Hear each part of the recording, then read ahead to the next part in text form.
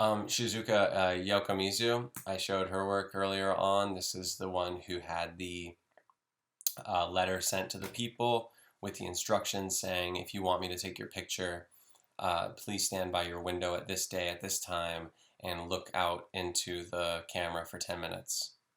So I'm showing this again because this is very much idea centric. It's an idea for you to start with, right? Like think about rules, think about setting some guidelines. Some people in class have talked about photographing their family members. How's that going to look? Are you going to show up at their house and photograph them on their front porch, on their steps, in their bedroom? Are you allowed to? It's COVID time, so maybe not. But the idea that I'm trying to get across is this had a very strict set of rules, and that strict set of rules caused them all to share this exact same kind of quality. They were all done at night.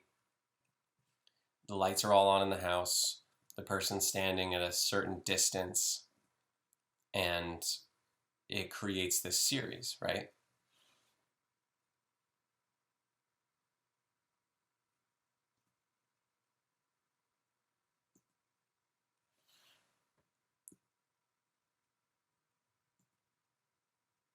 I like this one a lot. Backlit. Ren Hang took a totally different approach to photographing people. He thought of what his work was as more of like performative sculpture, like the human body as this sort of sculptural element that could then be photographed and turned into a photograph, into a like a kind of a flat object. So his work was really strange, definitely thought outside the box, definitely was explorative.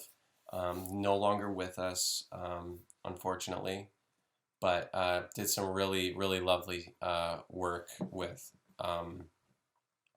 people and having them take different shapes and kind of forms. Jeff Wall is a really kind of strange artist to talk about because, well, one, he's famous. He's like the kind of person you'll see in a museum that has like a 20-foot picture.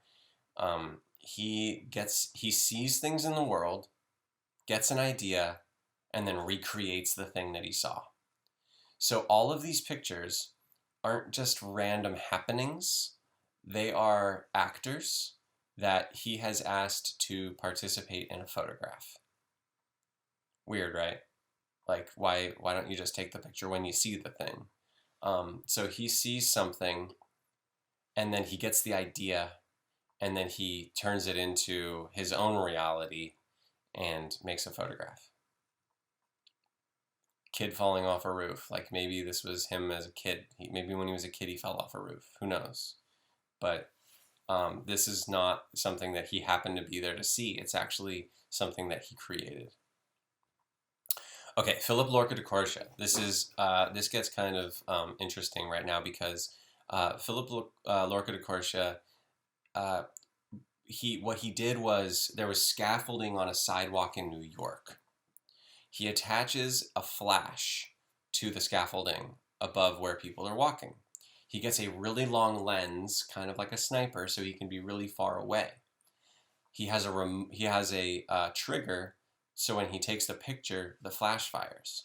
So all of these people are just walking down the street, but he's isolating them with his flash, and he's making a picture. He's making a portrait without them having any idea that any of this is even happening. And this is where it gets controversial. And again, I'm sorry that I'm sharing this picture because this person found out about the picture and being a Hasidic Jew, tried to sue Philip Lorca de Corsia for sharing this picture. I'm going to skip it because, of course, he doesn't want his picture shared. He was really frustrated because it's part of his religion.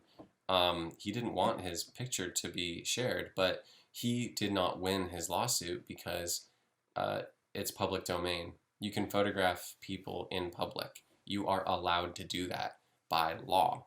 So I think Philip Lorca de Corsia could have at least pulled that one picture, but he probably has a pretty strong ego because he's also a famous artist.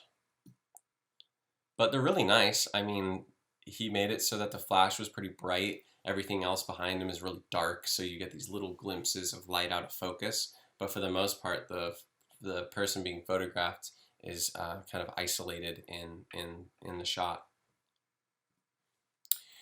Gregory Crewdson is insane, and he basically has an entire movie set for a picture.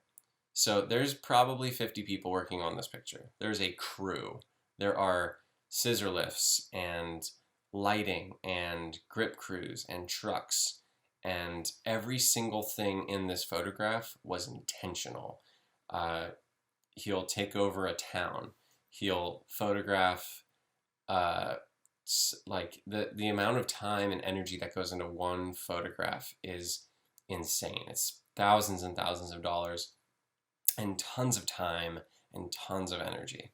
So this is like a cinematic, very over the top, elaborate photograph. You know, incredible the amount of energy that goes into making these photographs. So that's my last photograph from the slide.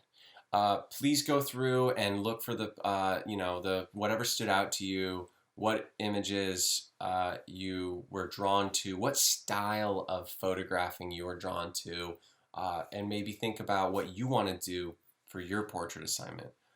Next week, we're going to be talking about portraiture. We're going to be talking about these pictures, and we're going to get you set up for making them yourself. So feel free to go through the pictures again and get some inspiration.